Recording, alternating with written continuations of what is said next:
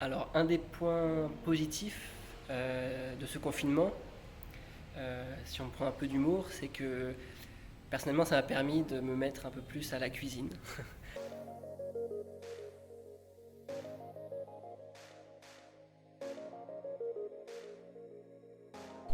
Bonjour à tous, moi c'est Victor, donc j'ai 26 ans et je suis en mission de service civique au Vietnam depuis novembre 2019.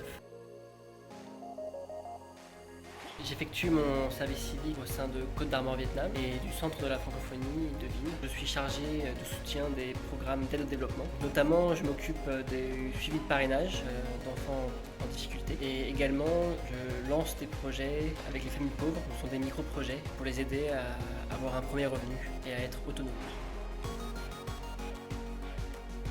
Ici au Vietnam, le confinement a démarré officiellement le 1er avril, mais en fait, depuis disons, le 1er février, on a vu déjà les écoles fermées, les frontières également fermées. Je pense que ces mesures qui ont été prises très tôt ont permis d'endiguer le coronavirus dès les premiers moments. Par rapport à ça, on est assez chanceux, on va dire, mais néanmoins on a dû s'adapter par rapport à nos missions. Dans le centre de la francophonie, on donne des cours aux élèves, donc là on doit adapter ces cours, on doit les faire en ligne.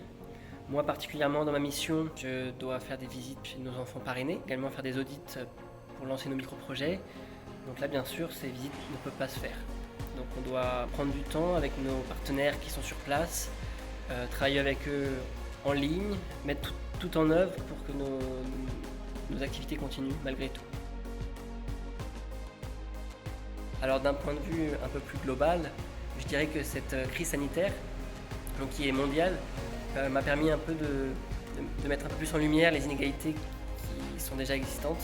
Mais on voit qu'avec ce confinement, les inégalités se creusent encore plus. Tout le monde n'est pas à la même enseigne par rapport au confinement, à l'isolement, par rapport à cette crise sanitaire, notamment en termes de pertes économiques. Moi et mes collègues, nous avons de la chance, car on a toujours notre indemnité, mais beaucoup de personnes ici n'ont ni salaire, ni revenus, et donc c'est très difficile.